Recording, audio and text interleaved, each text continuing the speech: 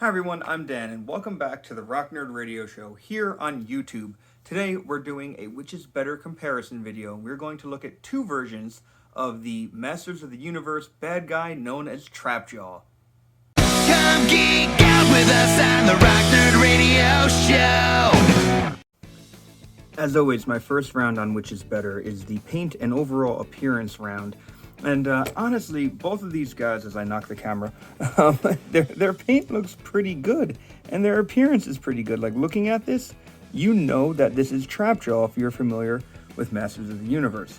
The paint on this one, his skin tone is a little dark, whereas the new Eternia one has a bit of a brighter blue, a lighter blue on his skin tone, which I think really does kind of make him pop. Not that the Revelation one looks bad, but it's a darker color. The other thing that I can't help but notice, a couple things, is the shape of the head. While I like Trapjaw to have a pronounced jaw, this one's jaw, like, it matches the shape of his head. You know, the new Eternia one, like, it's not super big, and opening it, there is a really cool, like, mouth in there. You can kind of see, like, a lack of a physical, like, human jaw. That's why he has this mechanical one. It does look really cool, and again, it kind of fits to the shape of his head.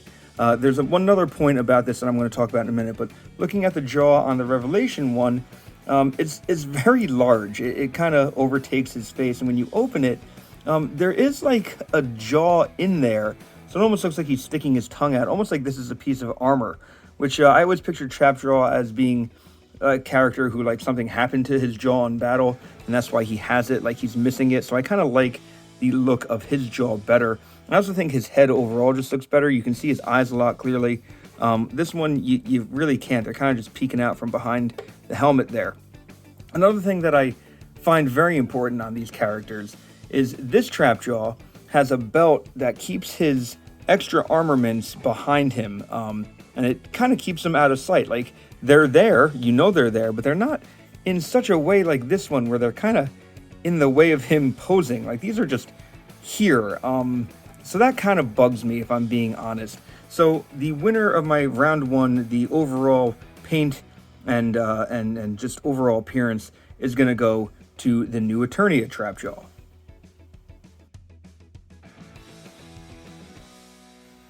My second round is about the articulation, as always, and I took his extra armaments off his belt just so I can kind of move him around. And you know, this Trapjaw, like, you know, it moves pretty well. The arms can go in and out, and, you know, this one a little more so, but they can both go fully round. He has articulation up here, and even here on the claw. He has elbow bend on the claw arm, and elbow bend, double elbow bend on the other arm. The wrist turns, and it also, you know, goes left and right. The armament, whatever you're putting on, because of the attachment, you do get some spin on it, which is kind of neat. In terms of waist articulation, he rotates and has ab crunch that also rotates, so you can really get him to rotate around. The belt kind of impedes some of it. His leg articulation, he can kick forward and out, double jointed knee, and like these just cool looking boots, very big boots, but still has pretty good leg articulation. Ankles, of course, swivel and pivot, and he looks pretty good. But let's look at the new Eternia Trapjaw. All right, the new Eternia Trapjaw has an arm, of course, that can go all the way around and can go out about that far. Bicep swivel, double jointed elbows, which are always nice to see. Of course, hand articulation, wrist spins, and can swivel left and right. In terms of, I don't think I talked about the head on the other one, but they are both on ball joints, so there's that. He actually can rotate at the waist, but he also has like this ab crunch, which is hidden a little more. It's a little harder to move, but it is there. I think he really shines in terms of articulation when it comes to the claw, because his robotic arm, like, it can spin all the way around. It has a lot of neat movement, even with these big details on it. But then this part, like, this is on a ball joint, so you can really move his robotic arm all around however you want. And because the attachment is just on a connected piece, you can move the attachment however you like. That's okay, that came off. Legs can kick out a little better than the other Trapjaw. Can kick out this way. Thigh articulation. Nice double knee bend. And while the boots aren't as pronounced on this one, they still look really cool.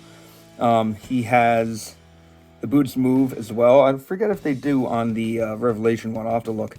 But up and down, left, right. So ankles move just like you would expect a modern figure to move. His articulation is pretty good. And before I go any further, I do want to bring in our Revelation one, who does not have boot cut. I didn't think he did. So I was about to say something, and I'm glad I checked. So because of all that, just, a little bit of extra things make the new Eternia Trapjaw stand out in my mind in terms of articulation. So he wins round 2. Let's talk about the accessories for round 3. And new Eternia Trapjaw has this really nice sword dagger. It's kind of shorter than a sword, but a really nice dagger that if you don't want him to hold, hey, there's a spot for you to store it on his back, just right here. So that is neat. He has weapon storage for his other weapons. He has a claw arm, or like a jaw arm, and this thing looks great. It moves. You can actually swap out this jaw with this bottom piece jaw with his mouth jaw if you wanted to, which is a neat touch. You've already seen the hook hand that he was wearing, but he does have the laser rifle kind of hand, which if you are a Trapjaw fan, you probably are used to having him or seeing him with. There we go. I had it upside down, I think. I don't know which way is the right way up with Trapjaw. But he has some neat accessories. They all look really good on him, and they store really well. Like, if you don't want him to be holding everything, he doesn't have to. So I do appreciate that. The Revelation Trapjaw, he comes with the kind of claw hand. Not nearly as cool as the other one's claw hand, but he has it. It's there. That's the thing you can have. He also has a hook hand and the laser rifle hand. The hook hand, not quite as pronounced as the other one's hook hand, in my opinion. But the laser rifle, not all that different. Just a little bit of some different paint apps on it. Looks pretty cool. He does, however, come with some more accessories, which kind of sets him out apart from the new Eternia one now. He does have this open palm hand, which, I don't know, it's like the slapping hand. I don't know what to call it. But he has a weapon holding hand. So he did have alternate hands. But this Trapjaw was like a deluxe release when he came out. And because of that, comes with some other accessories.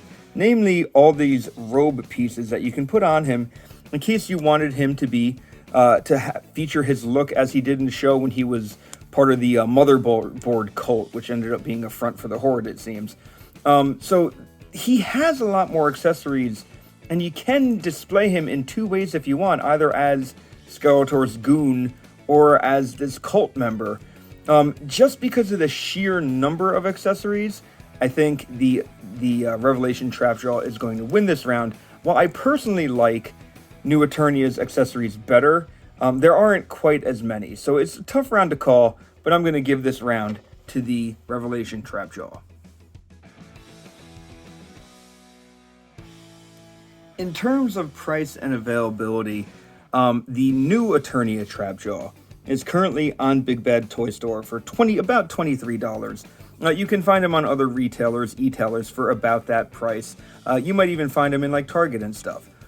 The Revelation Trapjaw I happened to grab on clearance last year for like $11, but I did a quick search before I started this video, and he's actually available right now on Walmart for $17. It is a little surprising to see that he is still available, but on other sites he is going for that deluxe price, so like a $30 price tag. So it's really going to be where you want to get these guys from, where the price is going to matter. I think right now the new Eternia one is probably easy to find, so even at that $23 price tag, I think you're going to have an easier time finding him. Although, as I said, he did get marked down. His prices seem to be a little bit all over the place, and I doubt you're going to find him in a store. So I'm going to give round 4 to my new Eternia Trapjaw.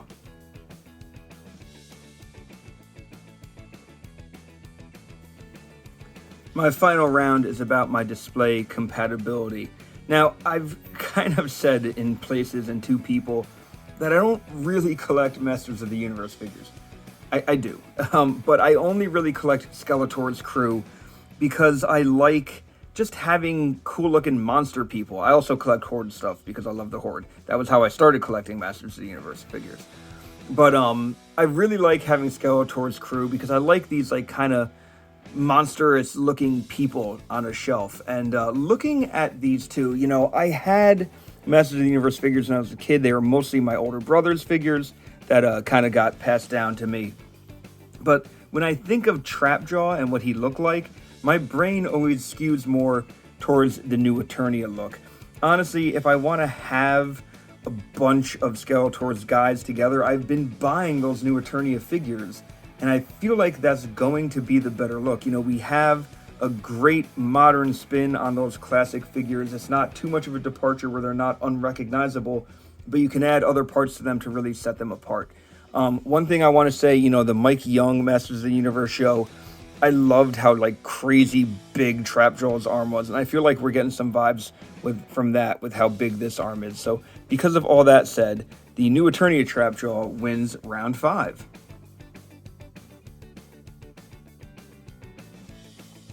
Well, he kind of ran away with it, but the new Eternia Trapjaw wins on this edition of Which is Better.